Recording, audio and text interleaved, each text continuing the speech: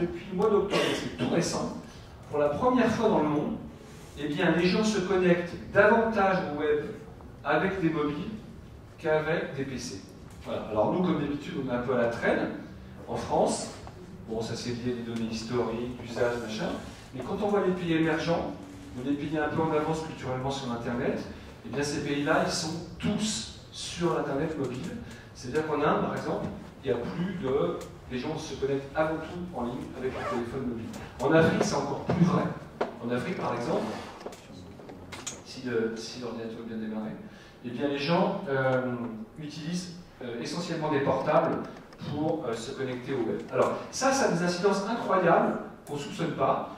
D'abord, c'est que si vous êtes, par exemple, un éditeur de logiciel, vous avez une bonne idée, vous êtes Snapchat, hein, on dit que le matin, tiens, je vais inventer un truc qui va faire des vidéos sur Internet. Qu'est-ce que vous faites? Ben, vous ne le développez pas sur PC, vous le développez sur mobile. Parce que vous dites sur les PC, c'est pas la peine, il y aura moins de monde que sur les PC. Donc aujourd'hui, toute l'intelligence, toute l'innovation, vous prenez Snapchat, vous prenez WhatsApp, plein d'applicatifs comme ça, les jeunes gars qui commencent le web, ils commencent tous le web sur le mobile. Donc ça veut dire qu'aujourd'hui, ne pas utiliser Internet sur son mobile, c'est passer à côté de plein d'applicatifs qui ont du sens. Alors aujourd'hui plutôt pour la vie personnelle, mais bientôt pour la vie business. Donc, malheureusement, quand on ne voit pas grand-chose, parce que les téléphones, c'est pas très grand, il faut savoir que bientôt, l'essentiel de l'Internet, ça passera par les téléphones. Alors, l'autre chose qui est importante aussi, c'est qu'ils se vendent de moins en moins de PC, hein, ils se vendent de plus en plus de téléphones, les téléphones sont de plus en plus puissants, de plus en plus chers. Moi, je trouve que c'est incroyable de payer 1000 € pour un iPhone, enfin, c'est... Alors, bien sûr, ça remplace un PC maintenant, donc on peut considérer que c'est cher, mais c'est vrai que quelque part, quelqu'un qui... Moi, je sais que je travaille beaucoup en mobilité, eh bien, je n'ai plus besoin de quasiment de mon PC, très très peu. Voilà. Et puis, évidemment, les machines sont plus performantes, les mobiles sont légers, ils sont waterproof, il y a plein de choses, voilà, et on arrive vraiment à faire de belles choses avec son téléphone.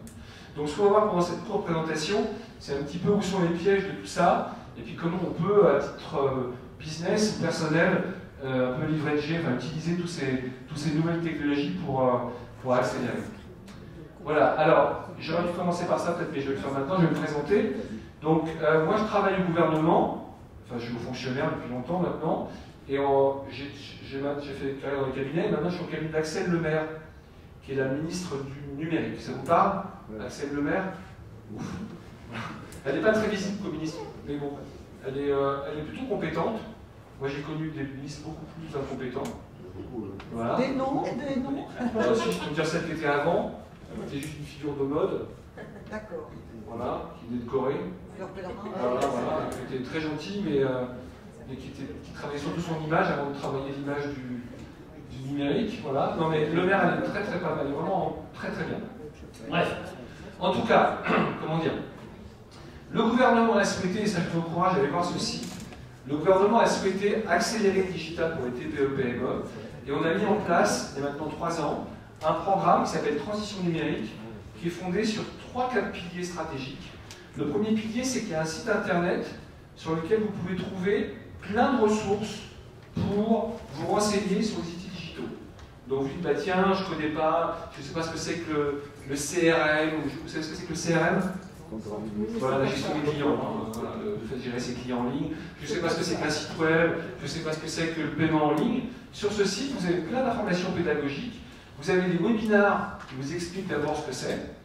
Ensuite, vous avez des témoignages d'usage. Vous avez souvent des copains comme vous, dans votre métier, qui vont dire, bah, moi qui suis pâtissier, j'ai utilisé un CRM pour gérer mes clients qui achètent des religieuses tous les dimanches, et ainsi de suite. Voilà. Donc il y a vraiment du... Parce que par la parité, on a beaucoup plus de sens, en fait. Ensuite, vous avez, et ça c'est pas mal du tout, vous avez accès à un réseau de 1000 conseillers au numérique, qui sont des gens qui, dans les chambres de commerce, les chambres des métiers, sont là pour vous assister et vous donner du soutien gratuit. Donc vous allez sur le site, on vous dit d'abord ce que vous cherchez, je cherche le CRM, blablabla, on vous explique ce que c'est que le CRM, ensuite vous dites, bon Dieu, je sais pas que j'ai compris, mais j'aimerais vraiment que quelqu'un m'aide. Là on vous pointe vers une ressource locale, on dit, bah voilà, va à ta chambre de commerce, il y a un type qui va te recevoir et qui va t'accompagner. Alors bien sûr, il ne va pas venir chez vous installer la solution, il va vous donner quelques informations précieuses. Et puis enfin et surtout, il y a les solutions des éditeurs logiciels. Donc par exemple, s'il y a une boîte qui fait un bon CRM, et ben elle sera listée, vous aurez le contenu du produit, son prix, comment il se paye, comment voilà. Donc vous saurez, avec ça, c'est une solution, comme on dit en anglais, end-to-end, c'est-à-dire vous partez de votre besoin et vous arrivez à la solution. Donc je vous encourage vraiment, soit à regarder vous-même ce site, soit à le partager avec vos clients, parce que, enfin, je sais pas comment on dit client pour vous, vos clients. Adhérents, voilà, adhérents. Vos adhérents, voilà. Parce que sincèrement, c'est gratuit, c'est pas tous les jours que c'est gratuit dans la vie. Et puis le contenu est pas mal, et c'est moi le chef, donc j'essaie de faire ça bien depuis quelques temps. Voilà. Mais tout ça, ça va exploser avec l'arrivée du nouveau gouvernement, donc on verra bien, mais j'espère que ça perdurera quand même. Voilà. La FCGA fait partie de la gouvernance, c'est-à-dire qu'effectivement la FCGA est un acteur de... Enfin, on a un comité éditorial qui s'assure que les contenus qu'on poste sont à la fois de qualité, répondent à des problématiques des TPE-PME, et donc la FCGA fait partie de cette gouvernance et s'assure qu'on fait des choses à peu près bien. Voilà. Donc si on est là aujourd'hui, si je suis là aujourd'hui, c'est aussi parce que vous faites partie de quelque part de cette initiative. Voilà ce que je peux dire sur le programme et sur moi-même. Alors maintenant, on va aborder des choses un peu plus amusantes et puis un peu plus de la vraie vie. Donc je ne sais pas si vous avez assisté ce matin au discours de Mounir. Pas mal, il parle bien, hein, il est pas mal. Il faisait un peu toujours comme il aime bien faire ça, il montre que les choses vont tellement mal. Voilà, donc il a raison. En France, on est vraiment des mauvais élèves. Alors il y a un truc qui est complètement incroyable dans ce pays, c'est que, vous n'avez pas connu ça parce que vous êtes né, mais moi aussi, la France est un pays de tradition informatique. C'est-à-dire qu'il y a eu vraiment, depuis le général de Gaulle, avec un truc qui s'appelle le plan calcul, il y a eu toute une tradition qui fait que la France est un pays qui est toujours très en avance dans le numérique. Hein, par exemple, le Minitel, c'était le premier outil numérique du monde. Hein. Voilà. On a l'Internet le moins cher du monde. Voilà. Aujourd'hui, vous allez dans n'importe quel pays du monde, l'Internet, la box Internet est plus chère. Hein, nous, on paye, combien c'est 29 €, je crois, pour un accès illimité, pour la télévision, le web. On peut streamer, on peut télécharger des films, boum, il n'y a même plus d'OVNI, il n'y a plus rien, il n'y a plus l'Adobe, tout ça, boum, c'est parti. Vous allez dans n'importe quel pays d'Europe, alors parfois les prix sont comparables, mais par contre les données sont limitées, donc on ne peut pas excéder certains volumes. Donc on a vraiment l'Internet le moins cher du monde, et pour autant, on a les moins bonnes performances d'usage. Alors ça c'est un truc qui m'échappe un peu. On pourrait penser que puisque c'est pas cher, les gens l'utilisent, mais non. Il n'y a que 12% des boîtes françaises qui sont sur le cloud versus 27% pour l'Europe. Alors les suites collaboratives, on en parle tout à l'heure, mais ça c'est vraiment un marqueur important. Les sites web, on n'est pas terrible. Voilà. Là où je suis assez optimiste, moi, c'est que ça va vite. Les gens se rendent compte que sans ça, ils ne peuvent pas vivre, notamment dès lors qu'on exporte, dès lors qu'on est visible au niveau international. Voilà. Mais il faut que ça change. Voilà. Ce qu'on se rend compte aujourd'hui, c'est que quand les sociétés se digitalisent, elles gagnent sur tous les tableaux. D'abord, nous, on a des analyses assez fines, on se rend compte que vraiment, les boîtes qui font l'effort de passer au digital, elles gagnent en croissance, en productivité, en compétitivité. Ensuite, avec toutes ces plateformes maintenant, comme eBay, comme Amazon, comme même le Bon Coin au niveau local, vendre, démultiplier son action commerciale, c'est à la portée de n'importe qui. Avant, quand on voulait faire un site de e-commerce, il fallait aller voir un webmaster, faire un cahier des charges, payer une fortune, ça ne marchait jamais. On voulait rajouter un article, le gars se grattait la tête, ah ouais, bah ok, je vais refaire un cahier des charges. Maintenant, vous pouvez vraiment vous concentrer sur votre propre business. Si vous faites des robes, si vous faites des fusils, vous êtes un armateur, voilà. Son business à lui, c'est de faire des fusils, c'est pas d'aller faire un site web. Votre business à vous, c'est de vendre des robes. Donc, profitez de toutes ces plateformes comme Amazon, comme eBay, comme que sais-je, même Facebook, maintenant on fait de la vente en ligne, Instagram par exemple, pour mettre en avant vos produits de façon très simple, parfois une simple photo. Alors bien sûr, vous allez perdre de la marge. Je pense qu'Amazon doit prendre 3-4% de fees pour vendre vos produits, mais quelle visibilité! Vous allez accéder à un marché mondial, vous avez juste à monter des photos avec votre prix, il s'occupe de tout, il facture, tout ça c'est tout le temps à jour, ça marche sur les téléphones, ça marche sur les portables, ça marche sur les PC. Quel bonheur! Et surtout, Moi, je crois que la vraie vie d'entrepreneur, c'est de se concentrer sur son métier. Ce n'est pas votre rôle à vous d'aller faire du web. Donc, perdez peut-être 1 ou 2% en marge, mais allez sur Amazon aujourd'hui, on a vu des cas où eBay, c'est l'ouverture sur le monde. Quand il évoquait ce matin Mounir, le gars de marchand de lunettes, là, c'est la vérité. Le gars, il a mis des montures sur Internet, ça n'a peut-être pas profité au niveau, il n'a pas vendu des montures en Italie ou en Espagne, mais au niveau local, il a trouvé d'autres clientèle. Donc allez sur ces plateformes prêtes à l'emploi, très assistées, contre une contrepartie financière, mais très user-friendly, c'est-à-dire très facile à utiliser, et puis répondant à une vraie problématique, c'est celle de vous décharger de vos problématiques de vente en ligne. Donc la vente en ligne, ça c'est un marqueur du succès d'une société qui est dans le digital. Le deuxième truc à utiliser, c'est son session collaborative. Alors, est-ce que vous connaissez tous Google Drive ici? Qu'est-ce qui ne connaît pas Google Drive? Tout le monde connaît Google Drive? Vous allez connaître. Voilà. Donc le principe c'est quoi? C'est qu'avant, quand on faisait des documents, quand on traitait des documents, c'était un peu chacun pour soi. On avait un PC comme celui-là, sur ce PC on avait Office, on tapait un document ou une feuille Excel, on l'envoyait à un copain ou à un client, il faisait ses modifs, il rajoutait version 1, version 2 ou la date, ça repartait par email, c'était juste l'enfer. Et résultat, c'était contre-productif, vous ne savez plus qui avait fait quoi. Voilà. Donc, avec le cloud, les éditeurs de logiciels, il y en a deux essentiellement qui ont fait ça, Microsoft et Google, se sont dit, bah, au lieu de mettre la feuille de calcul sur mon PC, je vais la mettre dans le cloud. Et une fois qu'elle est dans le cloud, ce qui est génial, c'est que je vais pouvoir la partager. Donc ça veut dire que quand vous allez aller sur le cloud, vous allez taper votre document, et bien la personne avec qui vous allez voir la partager, elle aura la dernière version un jour, elle pourra faire ses modifs en même temps que vous, et chacun l'un des l'autre, vous aurez toujours la dernière version de votre document à jour. Donc ça c'est juste magique. Ça peut valoir pour vos secrétaires, ça peut valoir pour vos clients. Ça marche sur toutes les devices, que ce soit un PC, une tablette, un téléphone, un Mac, n'importe quoi, du moment qu'il est connecté au web. Voilà. Ça c'est la véritable, ça c'est une véritable transformation des usages. C'est-à-dire que l'information elle est plus propriétaire et puis un petit peu captive pour vous, mais elle devient partagée à n'importe quel moment avec n'importe qui.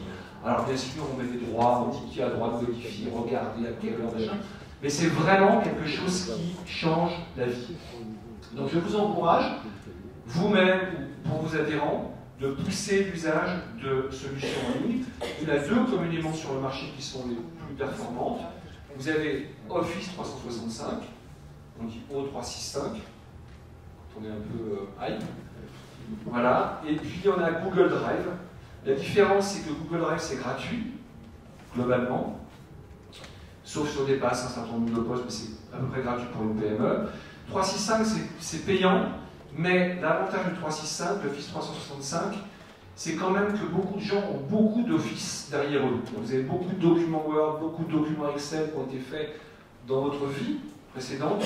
Et c'est vrai que de passer à 365, c'est extrêmement simple pour récupérer un existant.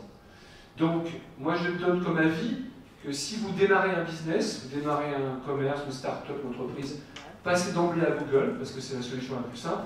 Par contre, si vous avez une boîte de 20 personnes avec 10 ans de vie documentaire, migrez vers 365. Alors chacun a ses qualités, ses défauts.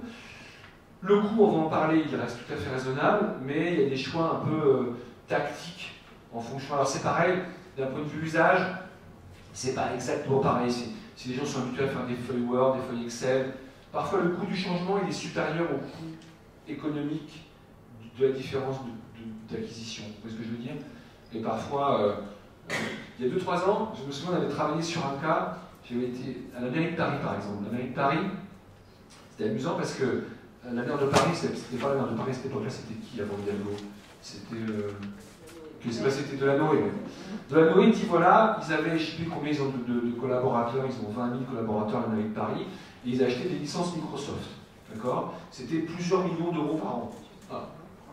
Donc un jour Delanoë nous convoque, le ministère, et dit maintenant j'en ai assez de payer, je ne sais pas, 3 millions de licences Microsoft par an, et dit vous allez mettre du logiciel libre. D'accord? Genre Google. Donc tout le monde dit super, le logiciel libre ça va être gratuit, on va gagner de l'argent. Ils se disent on va quand même faire un test. Ils prennent 1000 collaborateurs, essentiellement des assistants et des secrétaires, et ils dégagent Office, et ils mettent du logiciel libre. Et qu'est-ce qui se passe? Ça a été mais, une espèce de lame de fond, les filles ne retrouvaient pas les menus, machin. Résultat, le coût du changement a été supérieur à l'économie. Ils ont dû mettre des batteries de personnes au téléphone pour aider les gens. Donc ça, c'est un truc à maîtriser. C'est que parfois, le coût du changement il est supérieur au bénéfice d'usage. Et finalement, il a fait marche arrière.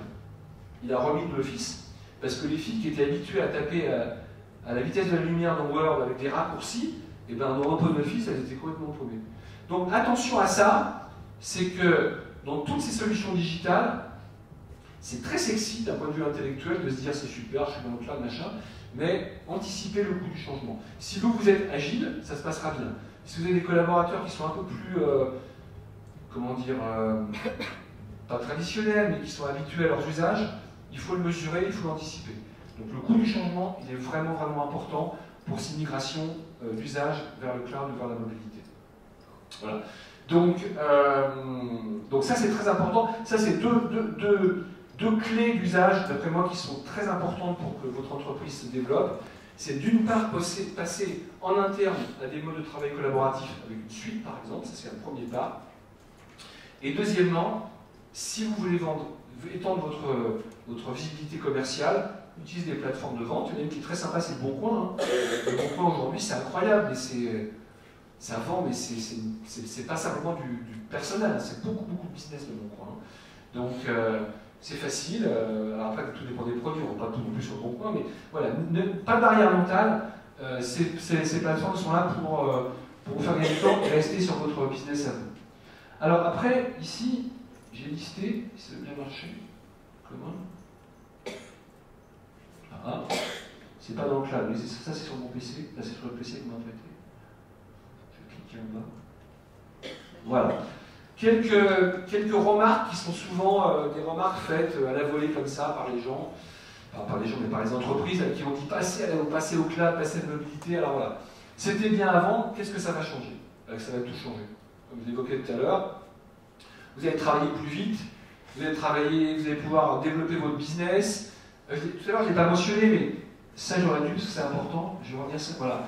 Un truc très important, c'est qu'une société numérique, elle est beaucoup plus appealing pour tout le monde. Vous voulez raconter des talents, hein, un jeune qui arrive dans une boîte, on lui dit bah, mon gars, si tu veux mettre ton document à jour, repasse le soir en sortant du chantier pour aller sur le PC pour mettre à jour, ça ne va pas l'amuser. Une boîte qui va être dans le cloud, elle va dire voilà, tu as une tablette, tu as une application pour faire une devis, ça a du sens. Et recruter des talents, c'est souvent sur ces choses-là, sur la modernité. On se rend compte que les banquiers, quand vous voulez chercher un prêt pour votre banque, si vous arrivez avec une feuille Excel avec votre budget, ça les fait rire. Enfin, j'exagère, mais vous dites voilà, écoutez monsieur, j'ai fait mon business plan dans Google Drive, on le partage, on fait une modif ensemble. Ça, c'est des choses, même chose pour les gens qui lèvent de l'argent, par exemple. Moi, je travaille beaucoup sur la French Tech avec des entrepreneurs qui vont chercher de l'argent auprès d'investisseurs. Et ben, le fait d'être full digital, ça rend votre entreprise beaucoup plus sexy. C'est moderne, ça va plus vite. Le banquier ou le venture capitaliste, il est lui-même avec des outils collaboratifs. Et puis quand vous allez revendre la boîte aussi, hein, un entrepreneur qui est en phase de cession, et ben, s'il a une bureautique dépassée, le gars qui va la racheter, il se dit mais bon Dieu, il faut que je me retape encore en informatique, supprimer le serveur, machin. Non, faites-le maintenant. Ça va valoriser votre capacité à rendre votre entreprise plus agile, plus excitante. Donc c'est plein d'arguments un peu psychologiques, mais qui ont beaucoup d'incidence. Voilà.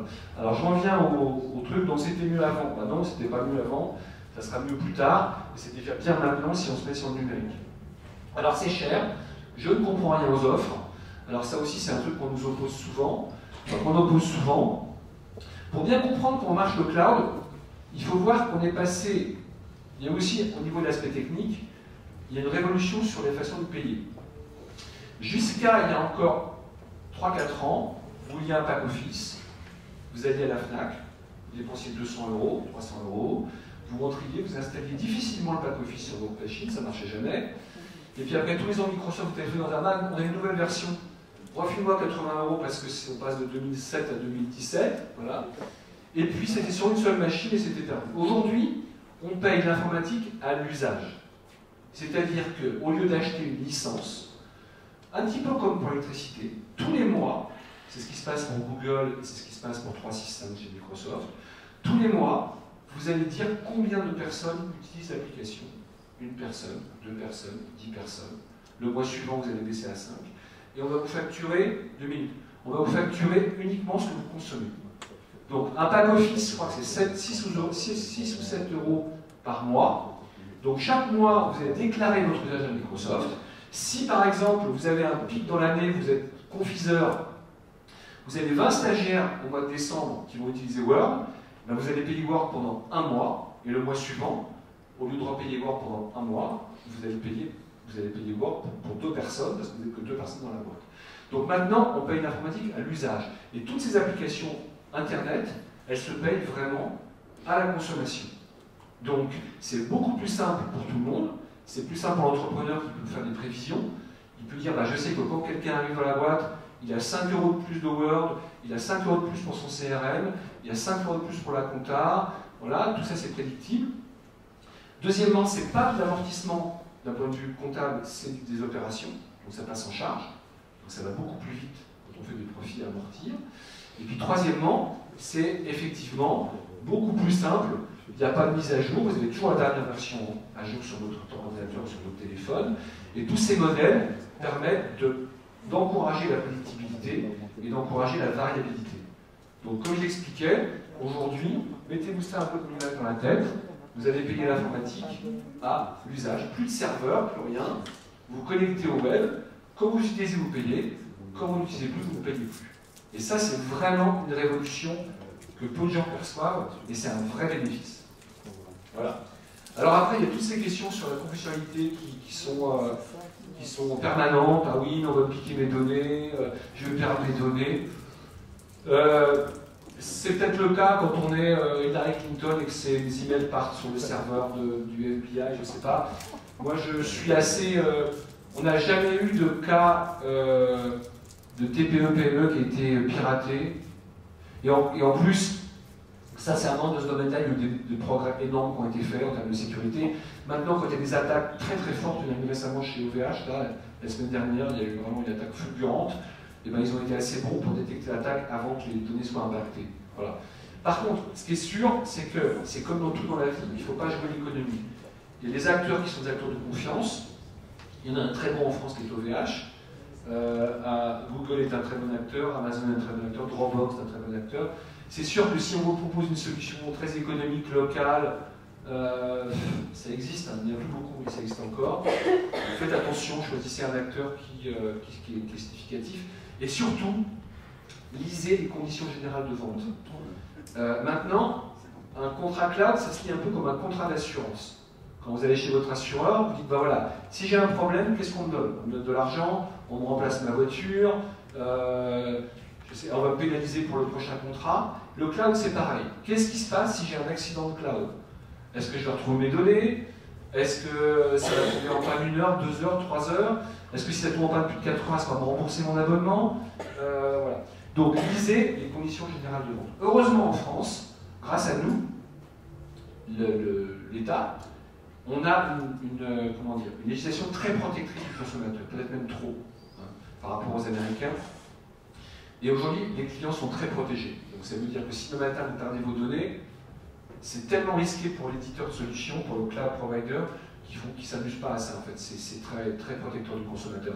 Donc soyez confiance, ayez confiance, parce que vraiment maintenant, je pense que les données sont vraiment sécurisées et qu'il y a plus grand risque à mettre ces données dans l'Internet. Voilà. Alors après, les questions qu'on nous pose, alors évidemment, si ça tombe en panne, est-ce que je perds tout? Non, vous ne perdez pas tout. Hein. D'abord, les données sont partout dans le monde. Elles sont répliquées, comme on dit, ça veut dire que vos données peuvent être en même temps en Finlande, je ne sais pas, dans tous les pays du monde, là où il y a ce qu'on appelle des data centers, donc elles ne sont jamais perdues. Et puis, aujourd'hui, là aussi, en France, le législateur a choisi de protéger les consommateurs. Ça veut dire que si vous voulez changer d'opérateur, vous avez le moyen de récupérer vos données, très simplement. Il peut vous les donner soit sous forme de CD, soit sous forme de FTP, enfin, il y a plein de choses un peu techniques, mais dans tous les cas, vous n'êtes jamais bloqué avec un opérateur. Donc si le matin, vous mettez votre site web chez OVH, et puis que vous dites finalement ça ne me plaît pas, et vous voulez passer chez Amazon, je peux vous garantir qu'en un mois, OVH restitue vos données, et vous faites le transfert quand vous voulez chez Amazon. Donc vraiment, il faut plus avoir peur de ce cloud public, privé. Il y a vraiment moyen d'être confiant et d'avancer en toute sérénité. Voilà. Avant de répondre à vos questions, Martine. Super, elle est pas loin. Je voulais vous présenter Martine parce qu'elle fait un produit qui est en démonstration en bas sur l'espace exposant, qui est un produit qui est exactement l'illustration de ce qu'on vient de voir. C'est un produit innovant, qui est mobile et qui n'existe que par le cloud. Et c'est une solution qui concerne tout le monde, parce que c'est une solution de paiement. Voilà. Et en plus, c'est une solution française. Donc je voulais qu'elle vous explique en quoi sa solution tire profit à la fois du cloud et du mobile, et puis économiquement aussi se fonde sur les principes que j'ai expliqués tout à l'heure, qui sont le paiement à l'usage. Ça te va? D'accord, très bien. Merci. Bonsoir à tous. Oui, donc effectivement, Smile & Pay, nous sommes une société française basée à Paris avec notre recherche-développement qui est en Bretagne.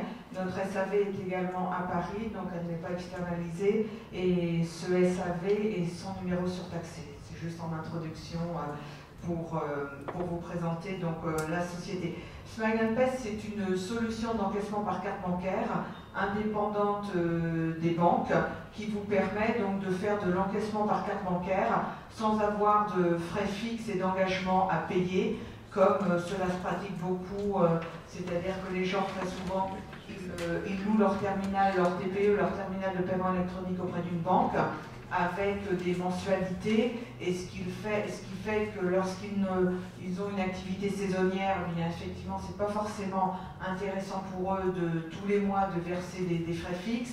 S'ils n'ont pas, j'allais dire 50 000 € d'encaissement par mois, c'est pas forcément intéressant de louer, et d'où notre présence ici, puisqu'on a un certain nombre d'experts comptables qui sont intéressés par notre solution et qui, lorsqu'ils font, j'allais dire, des analyses des comptes de leurs clients, ils vont se rendre compte que les gens, effectivement, tous les mois payent des frais fixes pour la carte bancaire, alors que le client ne va pas forcément faire ces montants conséquents d'encaissement. Donc la solution, il s'agit d'un lecteur qui est couplé donc, à un smartphone, pardon, avec le micro. Le lecteur est un lecteur qui fonctionne par Bluetooth avec un smartphone. Sur le smartphone, on va mettre le montant encaissé donc, des différentes transactions, et ce lecteur va servir tout simplement pour l'insertion de la carte bancaire. Donc insertion pour les cartes étrangères, les cartes à piste par la partie haute, et sur le côté, les cartes à puce pour la partie des cartes usuelles en France, à l'exception de l'American Express. Donc ce lecteur, une fois que la transaction est effectuée, à partir de notre application Smile & Pay qui est gratuite, qui est sur votre smartphone, vous allez avoir une information comme quoi le paiement a été effectué, et vous allez pouvoir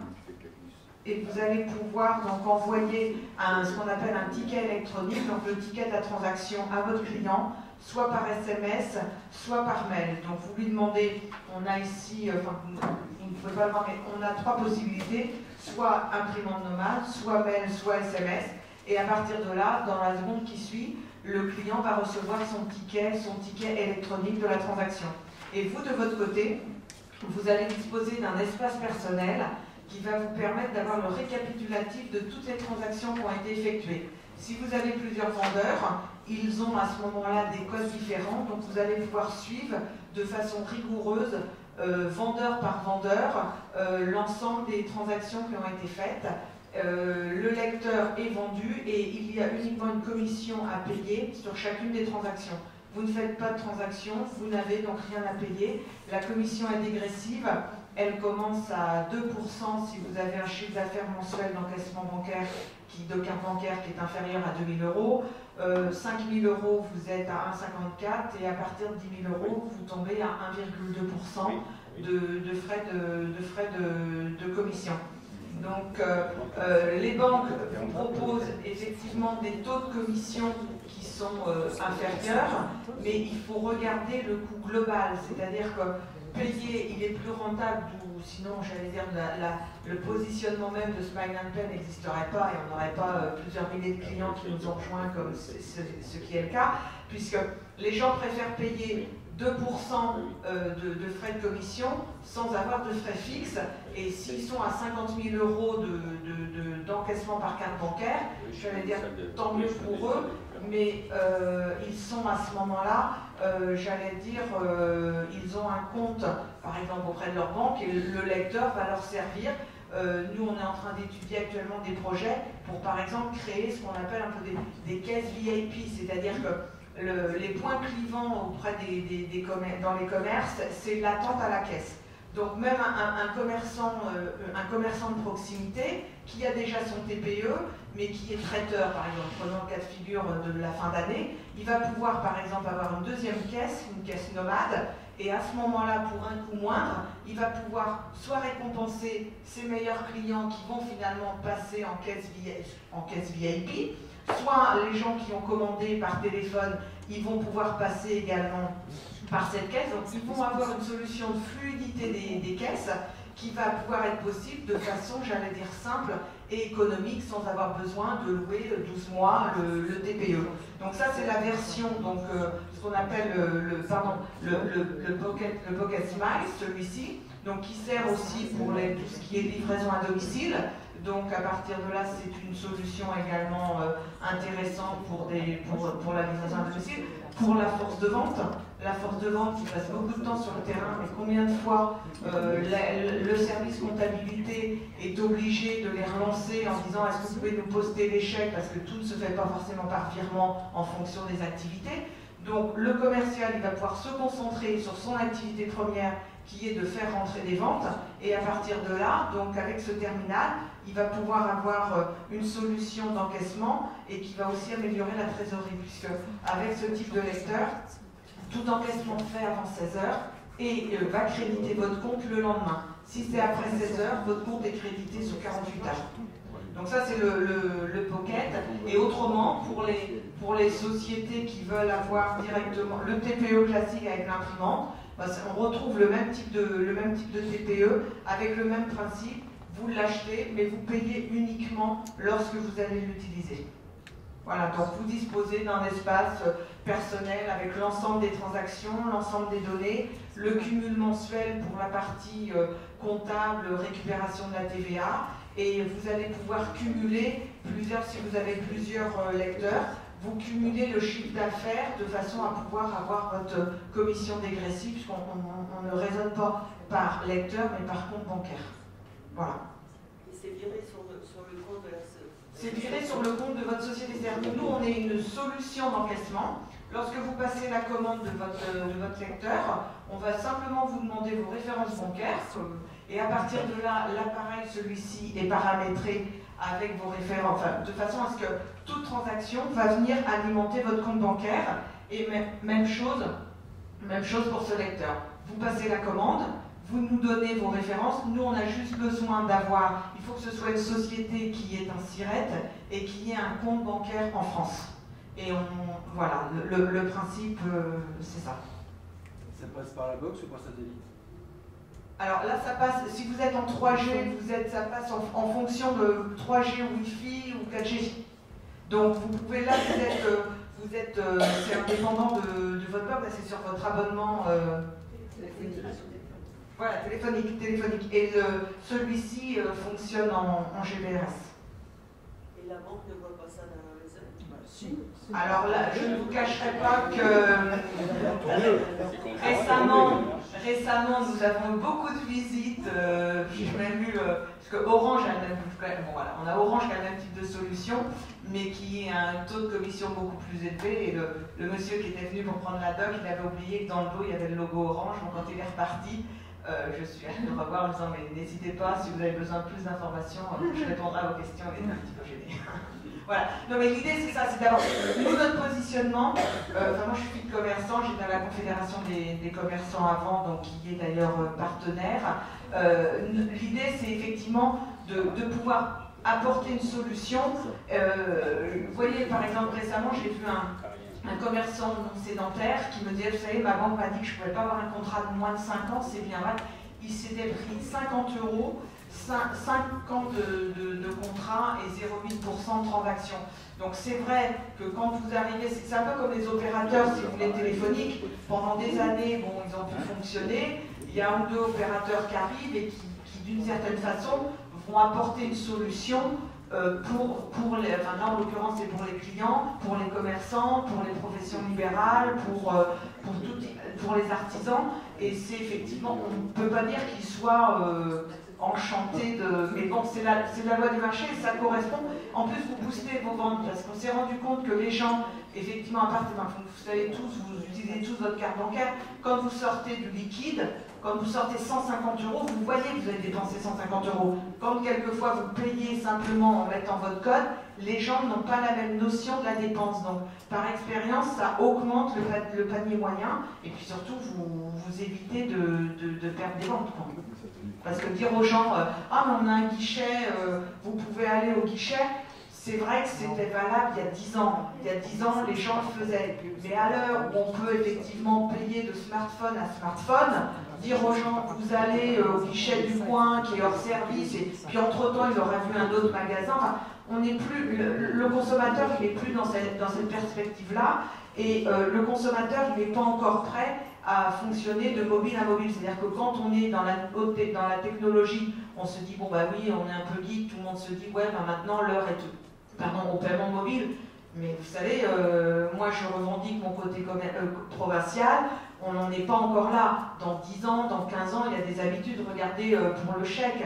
Le chèque, quand il a été question de réduire sa durée, les gens sont habitués à la notion de chèque. On est revenu à une durée de validité du chèque de 12 mois. Donc il y a des habitudes, il y a des pays qui font que nous, on est dans une approche où le mode de paiement préféré des Français, c'est la carte bancaire. Eh bien, effectivement, il faut pouvoir répondre à ce mode de paiement. C'est pas parce qu'on n'est pas une multinationale qu'on ne peut pas être doté d'outils, j'allais dire pertinents, mais qui soient abordables en termes de coût. Voilà.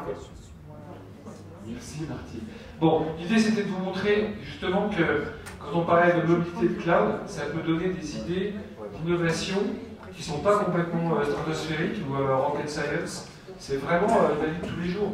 Vous voyez, avec son truc, là, sur les marchés, en itinérance. C'est malin sur du truc VIP. Mais dans les boutiques Apple, tu vas appeler la caisse. Ils ont un terminal de paiement, voilà. Donc c'est, voilà, vous voyez, c'est, voilà, l'innovation, le cloud de mobilité, c'est de la conférence, c'est vraiment possible avec des outils très pragmatiques au quotidien. Pour une TPE, c'est vraiment la réalité. Et bon, ça c'est miraculeux ce que tu fais. Merci. Mais il y a d'autres, enfin, pas dans ton domaine, mais dans l'expérience utilisateur, il y a plein d'autres choses pour essayer des vêtements, pour faire des photos. Enfin, ça en est un exemple, le paiement qui est stratégique, parce que le payer c'est vraiment plus douloureux, donc il faut le faire de façon sereine. Mais en tout cas, merci à toi Martine. Martine est sur le stand en bas, dans les stands en bas, et vous pourrez... je vais devoir vous laisser parce que j'ai une contrainte de temps, j'ai un train à prendre. Je voulais vous remercier et vous laisser mes références. Vous pouvez m'écrire, bon, raisonnablement. Est-ce que je peux vous poser une question? Allez-y. Alors le ministère, il est passé au cloud? Oui, mais le ministère, il est... Si, tout est dans le cloud. Oui, bien sûr. Oui. Bien sûr, tout est dans le cloud. Mais c'est un peu plus sécurisé qu'ailleurs. Mais tout est dans le cloud, bien sûr. Oui, tout. Oui, j'ai rien. Mais notamment parce qu'on ne peut pas imaginer avoir des choses sur sa machine. Si j'ai des données, moi, d'ordre public sur mon PC, je vais à la gare, je peux piquer mon PC, qu'est-ce qui se passe? C'est la folie, quoi. Ils ne veulent pas que tout est dans le cloud, bien sûr, depuis assez longtemps, mais c'est un cloud un peu différent parce que c'est un cloud politique, oui. Et quand il n'y a pas de connexion, comment on fait? Alors, d'abord, voilà. Non, mais ça, c'est ce qu'on dit tout le temps. Non, mais... Oui, mais voilà, c'est... On n'a pas le Wi-Fi, ou on est oui, en zone... D'abord, la 4G... Dans les zones blanches et autres. Oui, mais la 4G, d'abord, ça. Il faut... Alors, d'abord, les solutions, beaucoup de solutions que j'ai évoquées là, elles fonctionnent offline. Par exemple, Google Drive ou 365. S'il n'y a pas de connexion, vous tapez votre document sur votre PC, et dès qu'il y a une connexion, boum, ça part. Mais si on veut récupérer un document sur lequel on veut travailler. Oui, là, il faut être connecté. Non, mais c'est... Je ne sais pas comment vous dire. Alors après, c'est sûr que si vous êtes dans le désert, si vous êtes... Oh non, si on n'est pas urbain, oui, si vous êtes dans la campagne ou autre, vous avez parfois de gros problèmes de connexion. Soyez optimistes, ça va avancer. Ah, mais ils vont plus vite que les opérateurs. Si, Non, mais c'est pas non, Non, c'est mais- oui, oui. Hein. il a raison, c'est- quand on est à Paris, on a tous les services à disposition, À Lille sans, aussi. sans exception. À Lille Mais aussi. quand on descend en province, qui est une Voilà. région absolument Merci formidable, madame. il y a des fois des choses ubuesques. Et à La Rochelle, qui est un grand port, on n'a pas, je sais plus, c'est pas la 4G, c'est on n'a pas la fibre. Il faudrait mettre la campagne à la campagne, quelqu'un a proposé ça. Donc il y a un moment ou un autre, c'est qu'il le faut de la poule. Donc il faudrait qu'on développe les solutions donc, de fibre et autres pour que la bande soit grosse et que ça puisse passer. Et après, on va pouvoir utiliser un certain nombre de Soyons services. optimistes. Ça sera l'objet d'une prochaine conférence.